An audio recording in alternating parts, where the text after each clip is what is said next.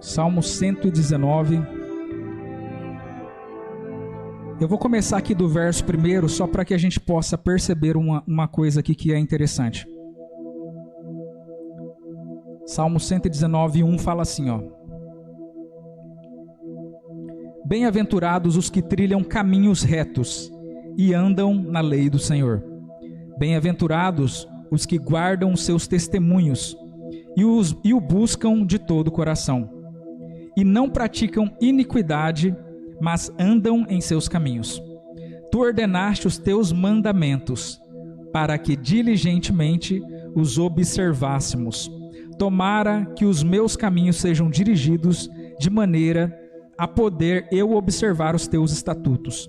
Então não ficaria confundido, atentando eu para todos os teus mandamentos. Louvar-te-ei com retidão de coração, quando tiver aprendido os teus juízos, os teus justos juízos. Observarei os teus estatutos, não me desampares totalmente. Como purificará o jovem o seu caminho? Observando-o conforme a sua palavra. De todo o meu coração te busquei, não me deixes desviar dos teus mandamentos. E o 11 fala assim: escondi a tua palavra no meu coração, para eu não pecar contra ti. Amém? Se você continuar lendo esse salmo, você vai perceber que em todos os versículos ele fala a respeito da palavra de Deus. Aqui no título da minha versão fala a excelência da lei do Senhor e a felicidade daquele que a observa. E eu quero estar falando com você hoje especificamente a respeito dessa necessidade que nós temos de estar se fazendo uso da palavra de Deus, mas não como um livro teórico, não como um livro que a gente traz para a igreja todo dia, mas como rema. E eu quero estar explorando um pouco mais esse tema para você. Se você continuar lendo esse livro aqui, você vai perceber, ó, que ele fala no primeiro: bem-aventurados os que trilham os seus caminhos, bem-aventurados os que guardam os seus testemunhos, os que andam nos seus caminhos, ordenaste os teus mandamentos. Tomara que os meus caminhos sejam dirigidos de maneiras a observar o teu estatuto. Então, em todos os versos, o salmista ele tomou cuidado dele estar inserindo a palavra de Deus. Às vezes ele chama de caminho, às vezes ele chama de estatuto, às vezes ele chama de juízo, mas em todos os versos ele está falando da palavra de Deus. E você percebe que um diferencial é a forma como ele a trata. Ele não fala da palavra de Deus como a Bíblia, como um livro de papel que nós temos aqui. Ele fala da palavra de Deus como rema. E o que é rema? Rema é uma palavra que eu posso pisar em cima dela, que ela me dá sustentação, que ela serve de estrutura para que eu possa fazer aquilo que eu preciso fazer. É literalmente aquela palavra que Jesus libera sobre a vida de Pedro, quando Pedro pede para que ande sobre o mar junto com Jesus. Aí Jesus só fala: venha. Então Pedro ele não anda sobre as águas, ele anda sobre a palavra que sai da boca de Deus. Isso é rema. Então quando nós pegamos um verso da Bíblia e nós trabalhamos em cima dele, conforme a gente faz aqui com relação ao ano, o pastor falou que esse é um ano da colheita.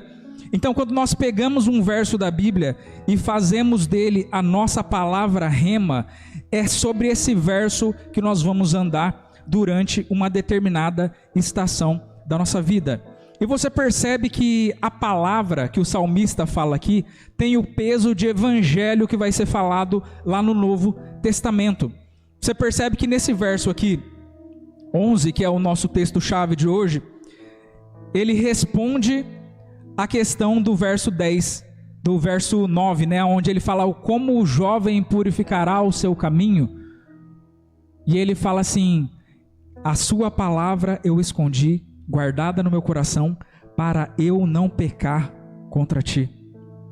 E você percebe que nós só guardamos de uma forma bem guardada mesmo, em 7 chaves, como as pessoas dizem, algo que tem muito valor para nós. Você percebe que esse texto aqui ele está atrelado com aquela parábola que Jesus ele vai contar a respeito de um homem que ele encontra um tesouro num campo. E ele indo, vende tudo aquilo que ele tem, para que ele possa comprar aquele campo. Porque ele encontrou um algo que vale mais do que tudo aquilo que ele tinha. Ele encontrou um algo pelo qual realmente vale a pena. Então, quando nós falamos a respeito da palavra de Deus, é literalmente disso que nós estamos falando. O salmista, ele fala que eu escondi a palavra guardada no meu coração. Então, a palavra de Deus, ao contrário de muito daquilo que nós vemos, a palavra de Deus, ela não é para ser decorada. A palavra de Deus, ela não é para ficar aberta no Salmo 121 lá na sua casa. Não faz efeito nenhum. Eu assisti um podcast esses dias, onde o entrevistador, ele tem o costume de pedir um presente para as pessoas que vão ser entrevistadas, para as pessoas que vão visitá-lo. E aí ele estava entrevistando um pastor, e esse pastor levou uma Bíblia para ele. E ele chama esse presente, esse entrevistador, de presente desnecessário. E aí o pastor entregou uma Bíblia para ele, uma Bíblia muito bonita e tal. Aí o entrevistador falou para ele assim, mas por que você acha que essa Bíblia ela é desnecessária? Ela não faz efeito nenhum, ela não tem poder nenhum, por que você acha isso? Por que esse é um presente que a gente pode dizer que é um presente que não vai fazer efeito nenhum? Ele falou assim, porque eu sei que as pessoas que trazem presente para você, depois você deposita numa prateleira que tem aí atrás para ficar de demonstração. Ele falou, essa Bíblia, se ela ficar fechada ali na sua prateleira, ou se ela ficar aberta em um determinado salmo, ela não vai fazer efeito nenhum. Ela só tem poder quando você lê e quando você pratica as coisas que estão escritas nela. Senão ela se torna totalmente desnecessária, é literalmente um objeto, um enfeite que tem na casa de muitas pessoas. E lamentavelmente até na casa de muitos cristãos. A Bíblia se torna simplesmente mais um elemento, né? Quantas Bíblias que a gente não tem espalhada pelas nossas casas? Então a palavra, ela não é para ser decorada. Decorar a palavra é uma consequência. De tanto que a gente repete muitas das vezes alguns versos, a gente acaba decorando. Mas a palavra de Deus, ela não é para ser decorada, ela é para ser vivida. O motivo de nós falarmos da palavra de Deus, de nós pregarmos a palavra de Deus, não é para provar para você que tem um algo escrito aqui a respeito disso. É para que você coloque isso dentro do seu coração e você viva isso, para que isso se torne a sua realidade. E é importante que nós entendamos isso, porque a única forma de nós fixarmos, digamos assim, o conhecimento que nós temos é através da prática. Se você pegar a respeito de tantos anos que você passou na escola, às vezes você vai ensinar alguma coisa lá para o seu filho e você não lembra mais. Porque é uma coisa que você fez lá naquela época e depois nunca mais fez. Então você não praticou, você não usou aquilo e você acabou esquecendo. Para que nós possamos estar fixando alguma coisa, isso precisa cair na prática. Isso precisa ser desenvolvido no dia após dia. E nós precisamos trazer de volta, nós precisamos trazer à memória esse tipo de tradição, esse tipo de comportamento que muitas das vezes foi ficando para trás e sem que nós percebêssemos, nós fomos tornando isso a nossa realidade. Nós percebemos que, assim como o pastor falou aqui há alguns dias, o pastor William, as pessoas elas estão muito mais preocupadas em saber o que é pecado do que em saber o que é santidade. Quando o que Deus ele nos ensina, você percebe que Deus ele não está muito preocupado em falar de pecado. Ele está mais preocupado em te explicar o como que você faz para acessar a Deus. Ele não perde tempo falando para você, pecado, não pecado, pecadinho, pecadão. Ele não perde tempo com isso. Porque ele entende que, conforme está escrito lá em Gênesis, quando Deus fala para Abraão, anda na minha presença e ser perfeito. É uma questão de consequência. O fato de você estar andando na presença de Deus, fazendo como o salmista fala aqui, eu estar atentando para que se aquilo que eu estou fazendo está de acordo com a palavra de Deus, não tenha o risco de eu estar pecando. O único risco que tem é de eu cair na santidade. Quanto mais perto eu estou da santidade, mais longe eu estou do pecado. É simples assim, são dois extremos. Quanto mais eu corro para lá, mais longe eu estou daqui. Então nós percebemos que conforme o salmista ele vai falar lá no Salmo 1, ele fala assim: bem-aventurados aqueles que não andam segundo o conselho dos ímpios, não se detêm no caminho dos pecadores e nem se assentam na roda dos escarnecedores, mas antes meditam na lei do Senhor e na sua lei tem o seu prazer. Mais uma vez ele cai na lei do Senhor aqui. E você percebe que ele está falando a respeito de uma degradação progressiva. Porque primeiro ele fala de alguém que anda segundo o conselho de um ímpio, ao invés de ouvir a palavra de Deus. Depois ele fala de uma pessoa que se detém no caminho do pecador. E depois ele fala de uma pessoa que já está assentado na roda dos escarnecedores. É assim que acontece na nossa vida. Você não sai da igreja assim. Você não sai da presença de Deus assim. Eu lembro que uma vez nós fomos para São Paulo e a gente ficou na casa de um cunhado meu, de uma cunhada minha. E nós, depois de algum tempo que nós estávamos ali conversando, eu perguntei, né, para ele, que ele era uma pessoa bem envolvida na igreja. Aí eu perguntei com relação à igreja, como é que estava. Aí ele falou assim: rapaz, faz tempo que nós não vamos, hein? Aí a esposa dele falou assim: faz mais de 2 anos. Aí nós ficamos abismados, eu e a Esther olhando para a cara deles assim, falando assim: não acredito. Sabe, porque ele fazia parte do presbitério da igreja, tal, ela participava de tudo. Daí a gente falou assim: mas aconteceu alguma coisa? Né? Alguma coisa, vocês não gostaram de alguma coisa que aconteceu na igreja? Ele falou: não, foi acontecendo gradativamente. Teve um dia que não dava para ir, aí no outro dia era o trabalho, que o horário não batia, aí no outro dia a gente estava cansado, aí daqui a pouco já tinha um espaço muito grande, e, tipo, a gente já sabia que não ia conseguir ter uma constância, então nem vamos hoje.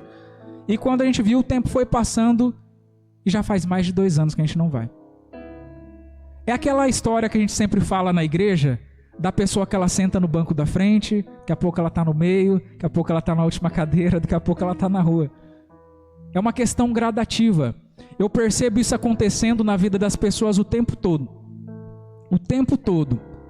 A gente está acostumado com um padrão, com uma constância na nossa vida, com a rotina. Só que de repente morre um parente. Aí um filho fica doente. Aí chega uma crise de financeira e vai acontecendo um amontoado de problemas. E aquele casal que estava tudo ok no primeiro estágio, agora eles estão se separando. Porque foi acontecendo um amontoado de problemas e foi espaçando. A pessoalidade daquelas pessoas inibiu eles de conseguirem se acessar. Porque agora tudo que acontece, eu me sinto lesado, já não é mais a respeito do relacionamento, já não é mais a respeito da família, é a respeito de mim. Sabe, a gente não consegue mais conversar para a gente conseguir resolver o problema, porque toda conversa que a gente tem, a gente leva para o pessoal, e a gente se transforma em outro problema, já não tem mais resolução, é um empilhamento de problemas, e quando você percebe, você está cada vez mais longe. Só que essa questão de você se aproximar de Deus, ela não é simplesmente um fato de você permanecer na fé. Você se aproximar de Deus restaura o seu casamento. Você se aproximar de Deus traz a prosperidade para o seu negócio. Você se aproximar de Deus faz com que você se torne um pai melhor, uma mãe melhor.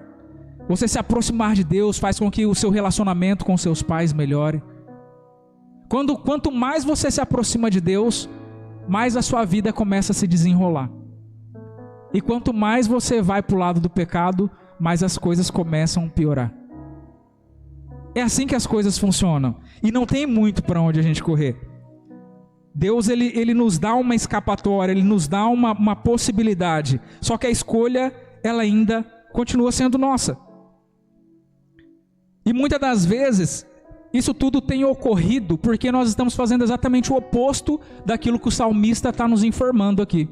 Ao invés de eu buscar cada vez mais a palavra de Deus, ao invés de cada vez mais eu estar me inteirando nas coisas de Deus, eu quero viver por aquilo que o meu coração quer. Não ouça a voz do seu coração, né? Eu quero viver por aquilo que eu estou sentindo. E lamentavelmente muito disso a gente vive na igreja, né? Quantas pessoas elas não vivem mais por aquilo que elas estão sentindo do que por aquilo que Deus está falando? Você lembra da Eva?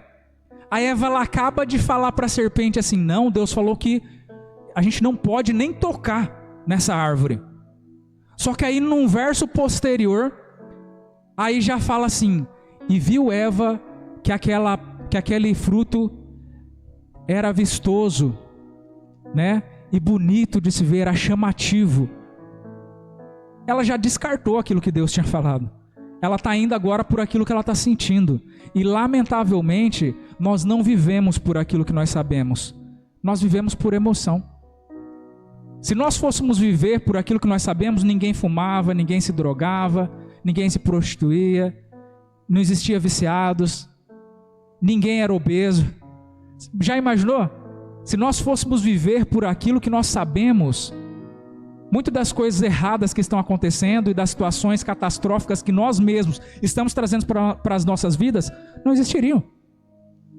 Porque nós olharíamos para a Coca-Cola e falaríamos: não, isso aí faz mal. Nós olharíamos para o cigarro e falaríamos: não, isso aqui é veneno. Mas não é assim que acontece. As pessoas estão pensando nas suas emoções. Siga a voz do seu coração. Siga a voz do seu coração, que você vai ver aonde você vai dar. E é interessante, porque lá em Jeremias, no capítulo 17, no verso 9, ele fala assim: enganoso é o coração do homem, mais do que todas as coisas, e desesperadamente corrupto. Quem o conhecerá? Não dá para você se apegar à voz do seu coração. Não dá para você se apegar aos seus sentimentos. Porque, lamentavelmente, aquilo que Jesus falou faz sentido. Quando ele fala assim: vocês que são maus, sabem dar boas coisas para os seus filhos. Foi o próprio Jesus que falou que vocês são maus, não sou eu que estou falando. Então, por mais que às vezes você queira se defender perante alguma acusação, a melhor coisa que nós deveríamos fazer é olhar para dentro e perceber o quanto nós somos piores do que aquilo que as pessoas veem em nós. Porque aquilo que você vê em mim não me descreve em 20% do que eu sou de verdade. Às vezes você olha assim a minha feiura e é só o que você consegue enxergar, porque é o que está do lado de fora. Mas você não reconhece meus pensamentos.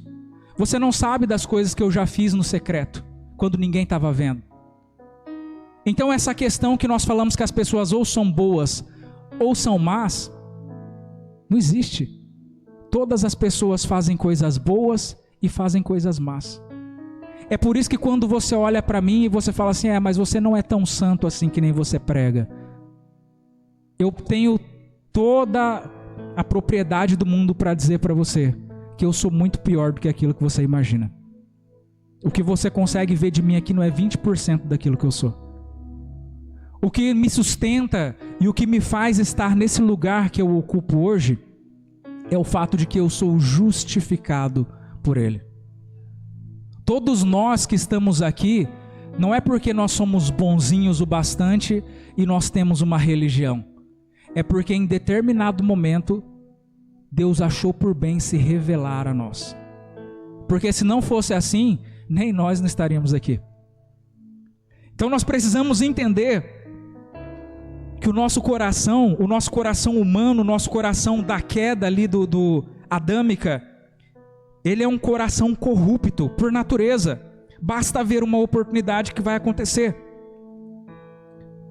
Só que por um outro lado, a Bíblia ela nos ensina, já a começar desse primeiro verso que nós lemos aqui, onde o salmista fala que escondeu a palavra dele no coração, o como transformar esse coração corrupto. Você percebe em Jeremias 15:16, ele fala assim: achando-se as tuas palavras, logo as comi. A tua palavra foi para mim gozo e alegria do meu coração, porque pelo teu nome eu sou chamado, ó Senhor dos exércitos. Você está entendendo do que ele está falando aqui? Ele não está falando mais a respeito da sua identidade corrupta. Ele não está falando a respeito de coisas que são mutáveis, como nós somos. Ele está falando assim: a partir do momento em que eu comi a sua palavra, agora eu sou chamado pelo seu nome. Eu sou a própria palavra de Deus. Eu sou a voz do que clama no deserto. Eu sou as mãos de Deus nessa terra. Eu sou os pés de Deus nessa terra. Eu tenho a mente de Cristo. Já não é mais a respeito do Júnior todo arrebentado, cheio de traumas e cheio de problemas. É a respeito daquilo que Deus gerou em mim. É uma palavra que Paulo ele gosta muito de falar: regeneração. Ele gerou em mim uma nova pessoa. Ele trouxe para mim um novo coração. Eu já não vivo mais por esse coração enganoso. Agora eu vivo por um coração que bate junto com o coração de Deus.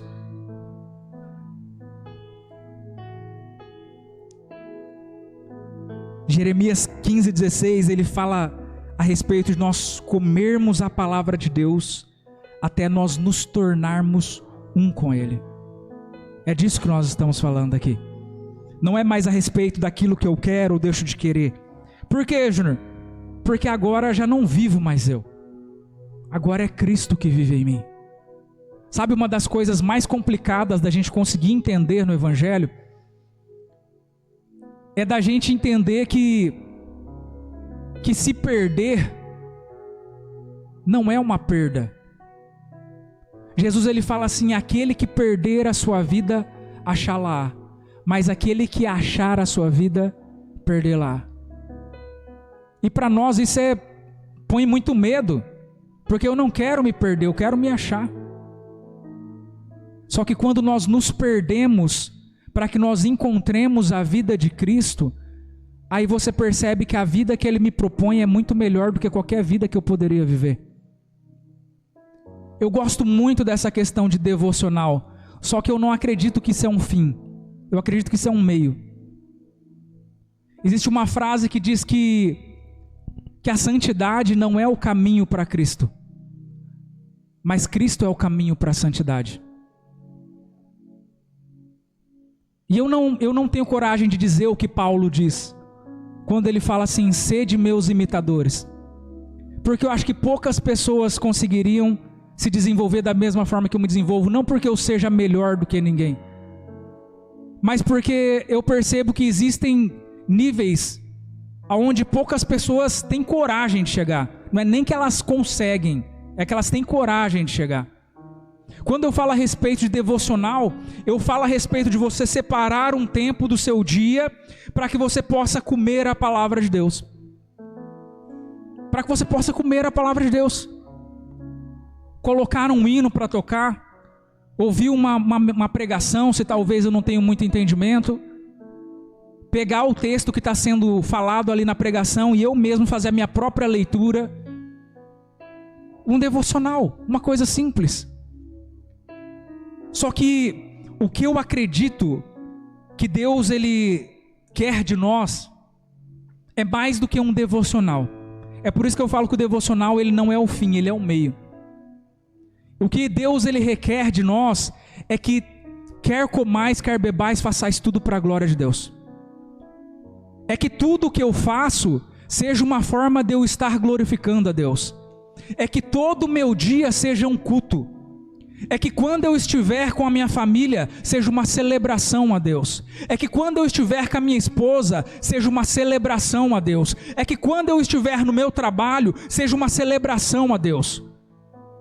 Sabe quando Paulo fala lá em Romanos, que o nosso culto, ele tem que ser um culto racional, um sacrifício vivo? É disso que eu estou falando. Sabe, às vezes as pessoas elas me perguntam assim: Júnior, quando que foi a última vez que você pregou? Eu falo, faz algumas horas. Porque todos os atendimentos que eu faço eu prego para as pessoas. Só que eu não prego para as pessoas para que elas se convertam e elas se tornem mais um número. Você tem que ir para a minha igreja Procure uma igreja aí mais perto da sua casa. Eu simplesmente transbordo daquilo que Deus ele fez em mim. Entende? Aquilo que ontem era a minha ferida, hoje se transformou numa cura. Então, quando eu conheço pessoas que estão feridas, eu mostro para elas qual que é o recipiente onde tem a cura. Sabe aquela história daquela mulher que se encontra com Jesus ali no poço? E ele fala assim: se você beber da água que eu te der, de dentro de você fluirão rios de águas vivas. É disso que eu estou falando. Eu estou falando de você transbordar sobre a vida das pessoas daquilo que tem dentro de você. E não é só para as pessoas de fora. Eu falo para você transbordar na vida dos seus filhos. Eu falo para você transbordar na vida dos seus empregados, na vida do seu patrão, na vida dos seus colegas de faculdade. Qualquer pessoa que chega perto, é entender que aquela pessoa é responsabilidade sua. Se essa pessoa está se aproximando de mim, é porque tem algo que eu tenho e que ela está precisando. É por isso que eu falo que vai além de um devocional. Quantas pessoas que eu atendo por dia? Quantas vezes eu prego por dia? Quantas chances que eu tenho de alguém parar para me ouvir? Sabe, é entender que o Evangelho não é a respeito de uma vida secular e uma vida sacra. O Evangelho é a sua vida na sua totalidade. Se você vier falar de negócios comigo, nós vamos falar de negócio, mas eu vou falar de Evangelho. Se você vier falar para mim a respeito de família, nós vamos falar de família, mas eu vou falar de Evangelho, porque isso faz parte da minha natureza. A mente de Cristo, ela habita em mim, e é isso que determina a minha forma de viver e de agir a partir de então. É disso que nós estamos falando aqui. É isso que a palavra de Deus, ela promove em nós. Essa vida onde o Evangelho se torna uma realidade, não só mais uma teoria. Porque conforme está escrito lá em Mateus 12:34, se você não se alimentar dessa palavra, lá em Mateus 12:34 diz que a boca fala aquilo que o coração está cheio. Se o seu coração, conforme a gente leu aqui, está cheio de engano, de corrupção, então do que a sua boca tem falado? Como que tem sido a sua vida, se a palavra tem poder? Você consegue entender? O porquê que a palavra de Deus ela se preocupa tanto em trabalhar o seu coração? Comece a fazer uma mudança já a partir de hoje. Você fala: Júnior, mas o meu coração realmente está cheio de mágoa, o meu coração está cheio de raiva, o meu coração está cheio de injustiça. Comece a mudar isso de fora para dentro. Você não é um animal. Sabe, você não precisa responder pela situação, pelas suas emoções. Você pode determinar aquilo que você quer para a sua vida. Porque se a sua boca fala aquilo que o seu coração está cheio, o seu coração se enche daquilo que a sua boca fala. Ao invés de você proferir palavras de maldição, comece a proferir palavras de bênção. Ao invés de você ficar proferindo juízo sobre a vida das pessoas, comece a determinar sobre a vida dessas pessoas. Mude o vocabulário que você tem usado, para que o seu coração ele comece a se encher daquilo que realmente vale a pena. Para que você possa a fazer essa mudança de tanto de dentro para fora como de fora para dentro. O que importa é que você a viva. Lá no Evangelho de João, é o último texto aqui para a gente encerrar. No capítulo 14, no verso 23, ele fala assim: se alguém me ama, guardará a minha palavra, e meu Pai o amará. E viremos para ele e faremos nele morada. Se você ama ao Senhor, então você vai fazer que nem o salmista fez. Vai pegar a palavra e vai guardar no seu coração. Ah, Júnior, então quer dizer que eu tenho que chegar na minha casa e pegar uma palavra? Não, a palavra já está sendo falada aqui e agora. O que você vai fazer a partir de então? A palavra você já recebeu. O que importa agora é o que você vai fazer com ela. Se você vai guardar ou se você vai jogar na sacola furada. É isso que vai determinar a transformação da sua vida, ou que você continue vivendo a mesma rotina de sempre. Eu vou estar fechando por aqui, porque nós ainda temos que celebrar a ceia.